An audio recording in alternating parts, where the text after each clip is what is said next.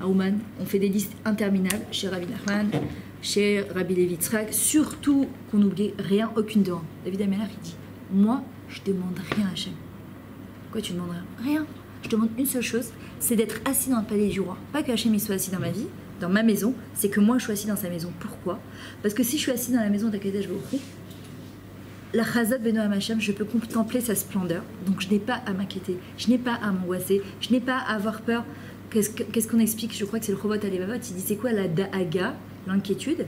C'est les premières lettres de l'alphabet, Aleph, Gimel, Dalet, He. Il manque juste le Bet. Le Bet, c'est le Bitachon Hachem. La confiance totale en Akadosh Baruch Hu. Il dit quand une personne, elle vit en proximité avec Hachem et elle lui pose la question à Hachem, comment je m'habille aujourd'hui? Est-ce que ça te fait plaisir? Est-ce que ça c'est bien? Est-ce que ça c'est pas bien? Alors tu vas dire non mais c'est bizarre quoi de parler avec elle. Non, c'est pas bizarre. Je vous assure que c'est la plus grande des Yeshuot.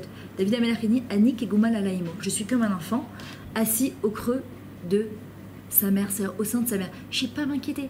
Et c'est ce qu'il a dit David Amelach. Hachem, je te demanderai. Alors pourquoi on demande malgré tout? Et la parnassa, et le couple, et les enfants, et la santé. J'ai pas besoin de demander puisque on dit à travers mon manque, je vais créer une proximité avec Akadosh Baruch Hu. Le but c'est pas qu'il comble mon manque, c'est qu'à travers le manque qui va me combler, j'ai recréé une kirva avec Akadosh Baruch Hu. Maintenant, je dois me poser la question, à partir du moment où je me suis fixé un objectif, de temps en temps m'arrêter. C'est pour ça qu'il y a les chagim, parce que les chagim ce sont des tachanot pour se ressourcer. La voiture, il faut lui mettre du délec tout le temps. Si je roule et je me dis ça va, ça roule, à un moment, elle va arrêter de se rouler. À un moment, je suis obligée de m'arrêter et remettre de l'essence pour mon essence. D'accord? C'est-à-dire qu'à un moment, je suis obligée de me poser la question, est-ce que la direction que j'ai décidé d'emprunter, est-ce que ma vie, elle suit? Est-ce que Bémet, je suis dans ce kivoun où je me suis un petit peu éparpillée? Il y a des gens, parfois, ils font tourner toute leur vie et tout leur but, d'accord? Autour de quoi? Je veux devenir riche, je veux avoir une grande maison, je veux avoir une maison avec une piscine, je veux me marier avec des enfants. Bon, moi, je dis toujours à mes calottes, quand tu te maries, pourquoi tu te maries? Alors, pour x, y raison. C'est pas une fin en soi de se marier, je vous le dis. Alors, tu dis, ben si, pardon, une fois que tu t'es marié, il sakti machou. Non, shum dava, atmatriya tachem shela. Tu ne fais que démarrer ta vie. Tu sors de la roupa, il te dit arrête mes coups d'échetli, tu ne fais que démarrer ta vie. Tu n'as rien commencé. Ce que tu as eu de ta vie avant, chez tes parents, c'était que des kélim pour commencer ta vie. Je ne fais que commencer ma vie. La première marche de ma vie, c'est après la roupa. J'ai un enfant. Oh, Hachem, c'est j'ai un enfant. Il s'active machou, ma machlo. Tu ne fais que de commencer ton avidat à la midot. Et à l'âge de l'adolescence, c'est pas avidat à la midot. C'est. C'est-à-dire que tu dois t'accrocher très très fort. Et chaque enfant, il vient réveiller une écouda chez toi, Réguicha, sur laquelle tu vas travailler. J'ai eu un enfant, j'ai rien eu du tout. J'ai été seulement un kéli pour porter une neshama qui va me permettre et de me réaliser et de lui permettre de lui donner les kélim pour se réaliser pour lui, pas pour moi. Pas pour qu'il soit Messapek Oti, mon fils ou ma fille, mais pour que lui, il apprenne à se réaliser sur terre.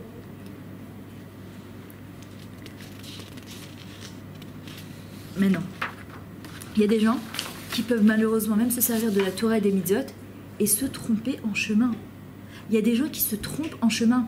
Il y a des gens qui utilisent la Torah et les mitzvot, ça peut être un déguisement, ça peut être parfois... les gens ils pensent que bon, ben, c'est pas une fin en soi même les mitzvot. Peut-être qu'on doit les accomplir. Mais je vais vous dire plus fort que ça, c'est même pas une fin en soi d'accomplir la Torah et les mitzvot. Ce n'est qu'un moyen de découvrir Hachem. Par exemple... Si je vous posais chacune la question, c'est quoi votre Yetzirah, vous allez voir qu'on n'a pas tout le même Yetzirah.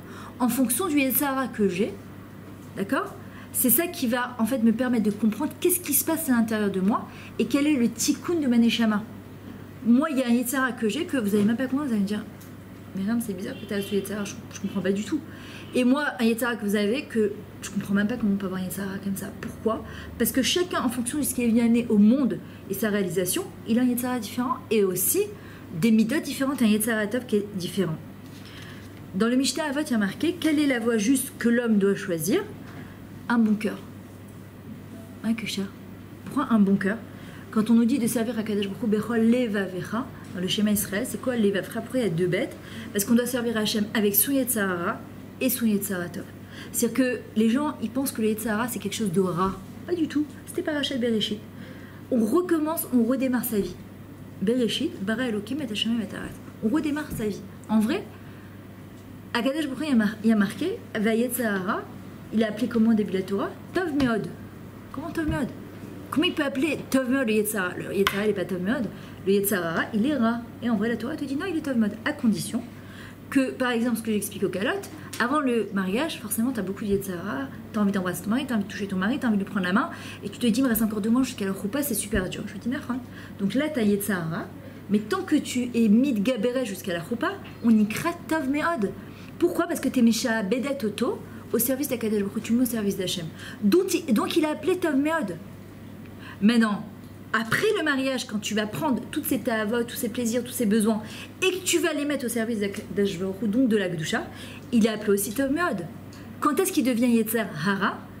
Quand je le laisse gérer et je laisse mes pulsions et mes passions prendre le dessus. Là, il est appelé Yetzer Hara. Le Yetzer Hara, c'est notre coach de vie, il faut savoir que celui qui va venir nous chercher à 120 ans, c'est notre Yetzer Hara. Et il va venir quand on aura été mis de gaber sur toutes nos ta'avot et on aura su, mamash servir à Kadesh Baruch Hu. C'est le Yetzer Hara lui-même qui va venir nous amener devant le Kisei Kavod, le trône Seigneur, en disant voilà, ça, c'était ma cliente.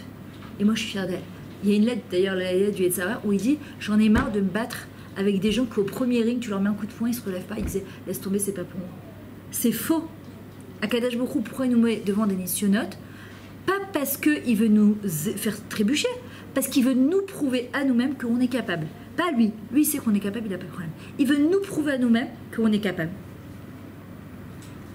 Alors, on dit l'étude de la Torah, c'est très bien, mais c'est pas suffisant. Parce que le but de la Torah, c'est de commencer à agir. D'accord? C'est-à-dire que si j'étudie la Torah, je sors d'un cours, alors, on sort de ce cours. Le but, comme je vous ai dit, c'est pas parce que vous êtes inscrit à un cours obligatoire, vous n'avez pas le choix d'avoir un cours de Torah, mais c'est ce que je vous donne comme kélim, c'est des kélim pour la vie. C'est des choses que j'ai expérimentées et que je continue à expérimenter, et je peux vous dire qu'il peut vous faire changer votre vie. Vous sortez du cours, vous prenez un point, une nekuda qui vous a parlé. Vous pouvez tout prendre, beaucoup trop mère, un point, et vous dites, vous savez quoi, cette semaine, jusqu'à la semaine prochaine, au prochain cours, je travaille sur ce point-là. Un point, c'est comme ça qu'on avance. C'est comme dans le régime. Pour celles qui font le régime, elles savent très bien comment ça marche. D'accord? Moi, je me rappelle, il y a quelques années, je devais perdre 30 kilos. D'accord? Je suis arrivée chez la bonne femme. Elle me fait monter, je ne sais pas si vous connaissez le Mishkal Chacham. C'est un truc où on te pèse ta masse musculaire, ta masse... J'avais 31 ans, je crois, à l'époque. Elle me dit, tu as l'âge de quelqu'un de 75 ans. Je la regarde, je lui dis, elle marche pas ton truc. Elle m'a dit, si, tu fais pas de sport. À l'époque, je faisais pas de sport. Je bougeais pas beaucoup. Bon, j'étais après 6 grossesses, Baruch Hashem. Et elle me dit, t'as le corps d'une femme de 75 ans. Ça m'a fait un électrochoc, je vous le dis tout de suite. Et là, j'ai commencé à faire cochère, la marche, etc. Et en vrai, elle m'a dit combien de kilos t'as à perdre? Je lui ai dit, je vais perdre 30 kilos. Elle m'a dit, non, t'as 1 kilo à perdre.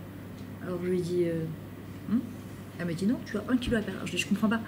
Elle m'a dit, regarde, si tu pars avec 30 kilos, tu vas désespérer avant d'avoir commencé. Tu sais ce que c'est 1 kilo de graisse? Alors je lui ai dit, ouais, je sais ce que c'est, je le vois. Hein. Elle me dit, 1 kilo par 1 kilo. Quand tu auras perdu ton premier kilo, félicite-toi, récompense-toi. Pas avec un gâteau, avec autre chose, sinon on n'a rien gagné. Et après, un 2e kilo et un 3e kilo. Et ben, c'est comme ça que j'ai négocié. C'est-à-dire que si tu te dis j'ai 30 kilos, c'est meillage, ça désespère. C'est-à-dire que tu te dis, ça te paraît, la route elle paraît trop longue. Hachem il te dit pareil, dans les mitzvot, ne cherche pas à faire tout en même temps. Moi, j'ai des gens qui font tchouva à Tel Aviv, ils sont tellement ouah, ils découvrent quelque chose. Je leur dis, allez-y, doucement, je vous en prie. Il n'y a pas de kitsura derrière avec Hachem. On ne raccourcit pas le temps avec Kadosh Baruch Hu. On travaille en profondeur, de l'intérieur, pas de l'extérieur. Les gens ils travaillent trop de l'extérieur, de l'intérieur. Et la mitzvah, la Torah, elle nous apprend à travailler dans la pnimiyut. C'est pour ça que la chassidut aujourd'hui, elle correspond parfaitement à notre génération. À l'époque, on travaillait sur la Torah mitzvah, mais c'était beaucoup extérieur. Aujourd'hui, on ne peut plus, on a la veille de la Géoula. Les gens, ils sont assoiffés de pnimiyut, d'intériorité, de spiritualité. La spiritualité, il y a être religieux. Il y a des gens qui sont religieux, c'est-à-dire qu'ils font toute la Torah et les mitzvot, mais ils ne sont absolument pas spirituels. Il y a des gens qui sont spirituels, mais ils ne sont pas religieux. Il y a des gens qui te disent, moi je suis juif dans le cœur, moi je suis très proche d'Hachem, mais je suis... C'est la Torah. Et après ils se demandent pourquoi ils ont des Hachem, des boum. C'est lourd à porter 613 mitzvot. Non, Hachem il te dit, tu dois être et religieuse et spirituelle. C'est-à-dire que c'est quoi être spirituel? C'est être accroché à Kadosh Baruch Hu, dans le sens, se donner un sens à sa vie. Pas, je suis pas... Non, je redonne un sens à ma vie.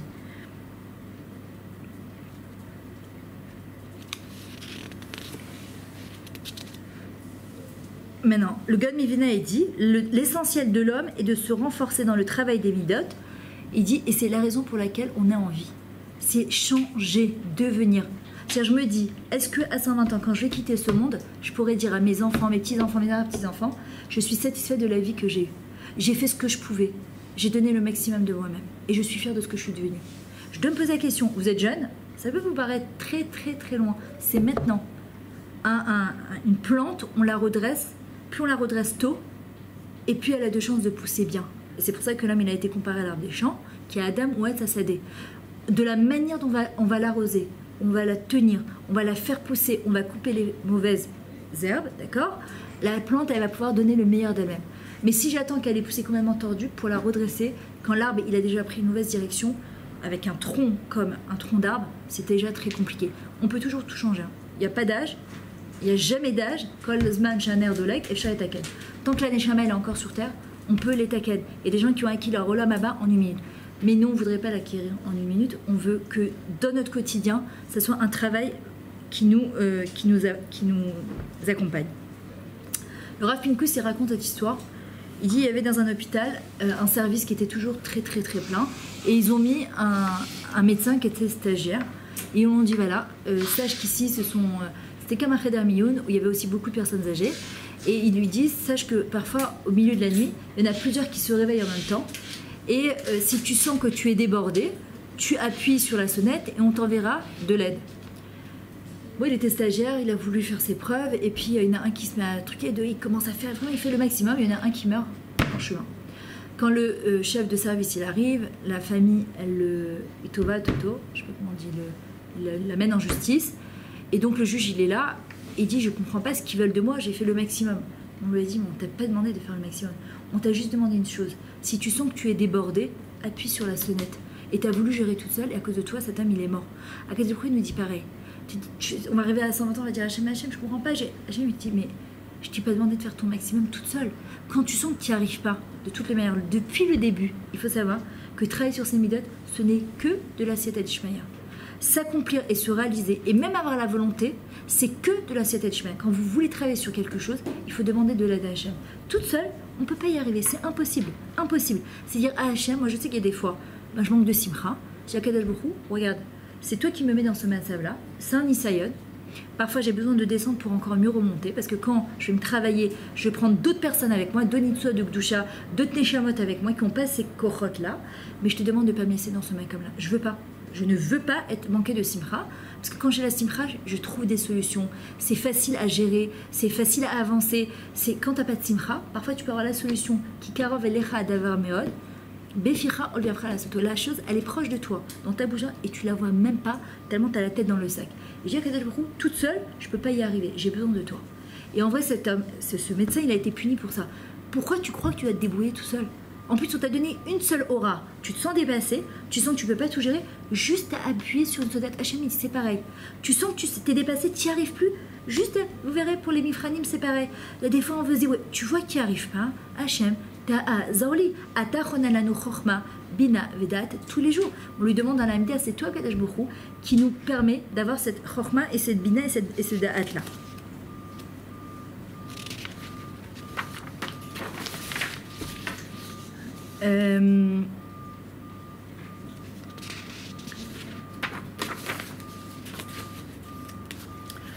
Voilà, le Ramchal il écrit donc de la Messiat Yesharim le fondement, donc les fondations, de la piété et l'origine, c'est-à-dire la racine, d'un service parfait d'Akadosh Baruch Hu, sont que l'homme recherche et examine quels sont ses devoirs dans ce monde.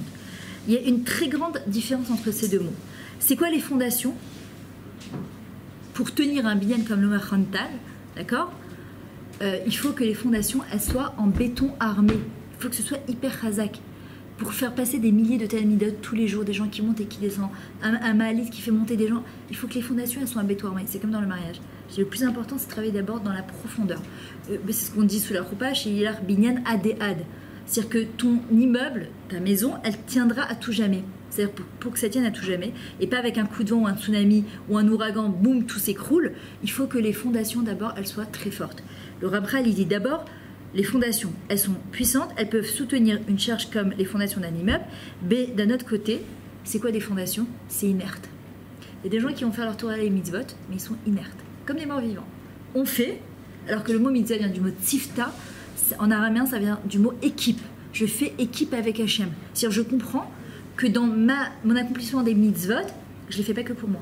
Je suis associée avec Akadosh Baruch Hu. Et il explique, il dit, c'est quoi la racine? Elle est plus faible, mais elle est vivante, parce qu'elle continue à pousser. Elle engendre la vie. On doit absolument sortir de l'habitude. L'habitude, c'est quelque chose d'excellent. D'accord? La shigra, ça fait du bien de sortir des fêtes. En même temps, ça fait de la peine. En même temps, ça fait du bien de retrouver ses habitudes. Dans le mot shigra, il y a le mot regesh, riksha. D'accord? C'est-à-dire que dans l'habitude, dans la routine, on doit mettre de l'émotion. Akadosh Baruch Hu, il dit pareil. Pourquoi dans la tefila, comme tu as dit tout à l'heure, je ne me rappelle plus ton prénom, Louise, comme tu as dit tout à l'heure, on fait la tefila, on n'a plus de regesh. La tefila de Kippour, on a plus de regesh. Pourquoi? C'est une fois par an. La tefila de Rosh Hashanah, c'est une fois par an. Pourquoi on a plus de regesh dans les Chagim? Parce que c'est une fois par an. Alors tu te dis, bon, c'est une fois par an, on va mettre le paquet. Shabbat, c'est l'impression que c'est Shabbat tous les jours. La tzniut, c'est le truc, la cache-route, c'est pas ça. Il dit, mets du regesh dans ce que tu fais. Sois comme une racine qui continue à pousser, comme cet arbre-là, qui va continuer à donner le maximum de lumière. En même temps, on passe des saisons dans la vie. L'automne, l'hiver, le printemps, l'été. Et des moments, l'hiver, d'accord, on est plus à l'intérieur de nous-mêmes. L'été, on a envie de donner le maximum. La terre, elle s'est reposée, elle va commencer à donner le printemps, l'automne. On a besoin de passer par ces saisons-là. Et Laurent Prat, il explique, et je terminerai avec ça, il donne une métaphore. Il dit, le service divin doit être d'un côté très fort comme une fondation, et d'un autre très vivant à l'image d'une racine. Il s'agit d'un travail de renforcement quotidien. Comme il est dit, j'ai été jeune et je suis devenu vieux. Notre spiritualité doit être empreinte de la fraîcheur de la jeunesse. Alors, Bezrat Hashem, la semaine prochaine, on comprendra comment on va rendre notre service divin un petit peu plus vivant. Et Rabbi Nachman, comme il disait Assour liot zaken, on n'a pas le droit de vieillir. Alors tu vas te dire, ça fait partie de la vie. Il dit oui, il y a des gens qui ont 80 ans, et ils en ont 20 dans leur tête. Il y a des gens qui ont 20 ans, ils en ont déjà 80 dans leur tête. Ils sont vieux avant d'avoir commencé à vivre. Et en vrai, Rabbi Nachman, il dit, on doit absolument rester jeune à l'intérieur, dans son cœur et à l'intérieur. Se dire que tous les jours, kol yom, kol shnia, kol rega, Hashem echadesh betuvo maaseh bereshit. Akadosh Baruch Hu, il renouvelle la création du monde à chaque seconde, à chaque instant et à chaque moment. Ça veut dire qu'on en fait partie. Le matin, quand on se lève, on n'est pas la même personne qu'hier et on ne sera pas la même personne que demain. Aujourd'hui, Akadosh Baruch Hu, il nous a donné tous les kelim qu'il faut pour les hitmoded dans notre journée et pour donner le maximum de nous-mêmes. Et on doit se le dire. Si je me dis que cette année, c'est la même que l'année dernière, alors pourquoi la passer? Je dois me dire que cette année, elle va être au top. Je vais être au top et je vais faire le maximum de ce que je peux pour Bezrat Hashem donner le meilleur de moi-même. Voilà. Est-ce qu'il y a des 1, 2, 3 filles qui veulent me dire qu'est-ce que vous avez pris de ce cours-là? Un truc qui vous a parlé? Il n'y a rien qui vous a parlé? Ne dites pas ça. Osez, osez. Comme ça, vous repartez avec quelque chose jusqu'à la semaine prochaine. Quelque chose qui vous a parlé, que tu dis... Non? Vous avez besoin de digérer? Ouais. C'était beaucoup d'informations. De quoi? Beaucoup d'informations. Ah, les fondations? Avec les fondations. Ah, beaucoup d'informations, ouais. D'accord, c'est vrai. Ok, alors en tout cas, Bezrat Hashem, on se dit à la semaine prochaine. Je vous conseille quand même pour vous de prendre des notes parce qu'en général, les mifranim que je fais, c'est beaucoup sur ce qu'on apprend, c'est l'HKFA, c'est-à-dire que c'est des questions un petit peu de développement. Donc je vous conseille quand même de prendre des notes.